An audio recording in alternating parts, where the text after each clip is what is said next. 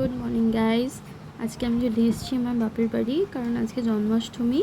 তো সকাল থেকে দেখতে পাচ্ছ আমার মা একেবারে কাজে লেগে পড়েছে। তো উনি সকাল থেকে একদম পরিষ্কার পরিচ্ছন্নতা একদম করতে শুরু করে দিয়েছে, যেহেতু আজকে বাড়িতে পুজো দেবে উনি। তো প্রত্যেক বছরই জন্মাষ্টমীর দিন এটা করা হয়।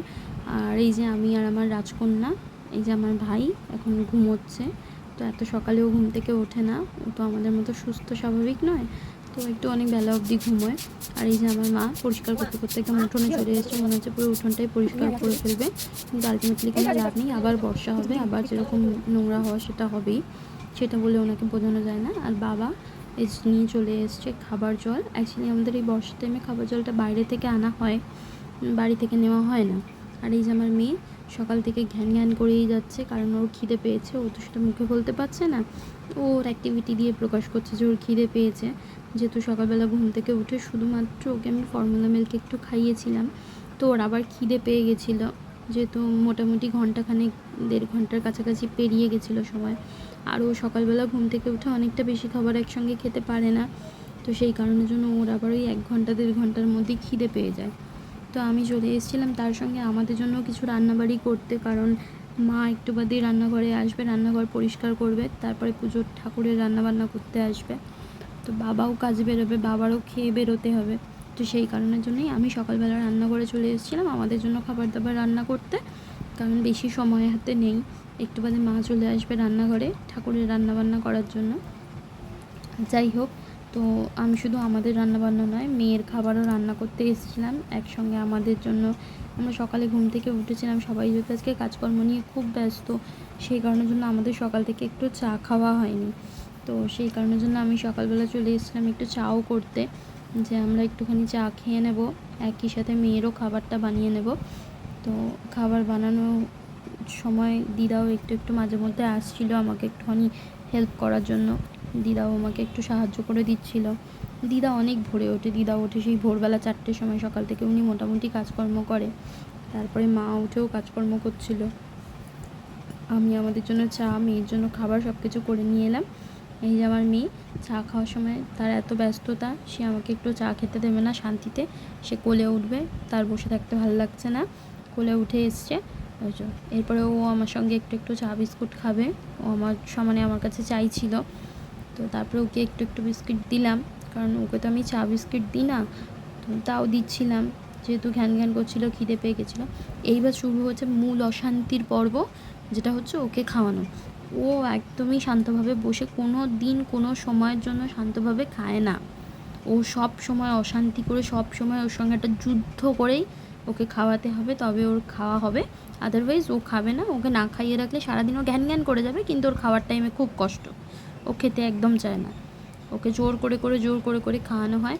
বাড়িতে থাকলে তবুও আমার শাশুড়ি একটু সঙ্গে গল্প করে, ওর বাবা ওকে একটু ধমক ধমক দেয়, তখন খায়। আর এখানে এসে তো একেবারে হাতির 5 পা দেখেছিল মনে হয়, তাকে জানে যে কেউ বকা দেবে না, ওই জন্য সে একদমই খেতে চাইছিল না। তারপরে আমার বাবা তার সঙ্গে একটু একটু খেলছিল, একটু গল্প করছিল। বাবা গল্প করছিল, খেলছিল বলে আমার একটুখানি সুবিধেও হচ্ছিল ওকে খাইয়ে নিতে। তো টুকিটাকি খেলা দিয়ে ওকে একটু আমরা দুজনে মিলে খাওয়ানোর চেষ্টা করছিলাম। তো এইভাবে চলছিল ওকে খাওয়ানোর পর্ব। মোটামুটি ওকে খাওয়ানো মানে একটা আধা ঘন্টা টাইম ওর জন্য নিয়ে বসতে হবে, কারণ আধা ঘন্টার আগে ওর খাওয়া কোনো দিনই হয় না, ওকে মোটামুটি আধ ঘন্টা সময় দিয়ে খাওয়াতে হয়।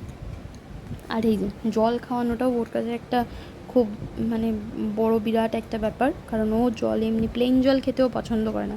ওকে একটু তাল মিছরি দেওয়া জল, একটু মিষ্টি মিষ্টি জল, লেবুর রস, এইসব খেতে দাও, ওর কোনো সমস্যা নেই, ও খেয়ে নেবে। এরপরেই ঘ্যান ঘ্যান করছিল খাওয়ার পরে, কারণ ওর ঘুম পেয়েছে, ও আমাদের সঙ্গে অনেকটাই ভোরবেলা ঘুম থেকে উঠেছিল, ঘুমিয়েও পড়েছে ও। ভাইও ঘুমোচ্ছে, ভাইও এখনও ওঠেনি। এই যে আমার রান্নাবাড়ির পরে মা চলে এসছে রান্নাঘর পরিষ্কার করতে, আমারও স্নান হয়ে গেছে। এই যে ঠাকুর, আচ্ছা এই লাইটটা মা কিনে নিয়ে এসছে, অনেক আলো হয়েছে জন্মাষ্টমী উপলক্ষে, সিংহাসনে নতুন লাইট লাগিয়েছে। এই লাইটের পুরো ভিডিওটা আমার কাছে আছে, তো এই লাইটের পুরো ভিডিওটা আমি অন্য কোনো ভিডিওতে তোমাদের সঙ্গে শেয়ার করব। আর এরপরে আমি চলে এসেছিলাম ঠাকুরের রান্নার কাজে, যাতে একটুখানি মাকে হেল্প করে দিতে পারি, কারণ আমি এই টাইমে একটু ঠাকুরের রান্না করতে এসেছিলাম, মা এই টাইমে গিয়েছিল একটু স্নান টান করতে। তো তারপরে মাও স্নান করে চলে এসেছিলো, আসার পরে আমরা দুজনে মিলে এখানে রান্না করছিলাম। এটা হচ্ছিল সিমুইয়ের পায়েস, কারণ জন্মাষ্টমীর দিনের দিন আমরা চালের পায়েস দিই না ঠাকুরকে, তো আমরা ওই দিনকার সিমুইয়ের পায়েস করে দিই। ন্যাচারালি পরের দিনকার চালের পায়েস দেওয়া হলেও দেওয়া হয়। আর এই যে আমি সিমুইয়ের পায়েসটা করছিলাম, মা তখন ভাইকে একটুখানি, ভাই ঘুম থেকে উঠেছিল, ভাইকে একটু দেখভাল করছিল, কারণ ভাই ঘুম থেকে ওঠার পরে ওর একটু ওয়াশরুমে ওকে নিয়ে যেতে হয়, ওর পিছনে একটা টাইম যায়, তো সেই কাজগুলো মা সেই টাইমে করছিল। তখন আমি একটুখানি এখানে রান্না করছিলাম। রান্না করতে করতে আমি হঠাৎ করে আওয়াজ পাচ্ছিলাম যে আমার মেয়েটাও ঘুম থেকে উঠে পড়েছে, কারণ ও হচ্ছে, ওর ঘুম খুব সজাগ, মানে একটুখানি কানে আওয়াজ গেলেই ওর ঘুম ভেঙে যায়। তো যাই হোক, রান্না করতে করতে আওয়াজ পাচ্ছিলাম, কিন্তু কিছু করার ছিল না। এদিকে আমার মানে রান্না করতে করতে আমি তো গ্যাস বন্ধ করে যেতেও পারছিলাম না, তাই আমি রান্নাটা করে সেই টাইমে দিদা দেখছিল মেয়েকে। তো রান্নাবাড়ি করা কমপ্লিট তো সেরমভাবে বললেই তো আর মানে সঙ্গে সঙ্গেই তো কমপ্লিট হয়ে যায় না, একটু সময় তো লাগবেই। এই রান্নাবাড়ি করছিলাম আমি, করতে করতে ওইদিকে মা ভাইকে দেখছিল, দিদা মেয়েকে দেখছিল, তারপরে আমি যখন ফ্রি হচ্ছিলাম আমি গিয়ে ওদেরকে দেখছিলাম, মা দিদা তখন ঠাকুরের কাজের দিকে আসছিল, মানে আর কি সবাই মিলিয়ে মিশে কাজকর্ম করা হচ্ছিল। যাই হোক, শুরুতেই বলেছিলাম বাবা কাজে বেরোবেন, তো বাবা ততক্ষণে কাজে চলেও গিয়েছিল, বাবা বাড়িতে ছিল না, নয়তো বাবা থাকলে একটুখানি মেয়ের সঙ্গে গল্প করে, মেয়ে একটু বসে থাকে শোনে। তো ওই দিদাও মাঝে মধ্যে একটুখানি রান্নাঘরে আসছিলো আমাকে দেখার জন্য যে আমি কী করছি, ঠিকঠাক করতে পারছি কি না। যাই হোক, তো যদিও অভ্যেস আছে, নেই বলাটা একদম ভুল, বিয়ের আগে তো আমি করতামই, বিয়ের পরেই বরং আসা হয়ে ওঠে না ঠিক নয়, মানে আসি ওই আগের দিন বিকেলবেলা আসি, জন্মাষ্টমীর দিনটা থাকি, তারপরের দিনকার আবার চলে যাই।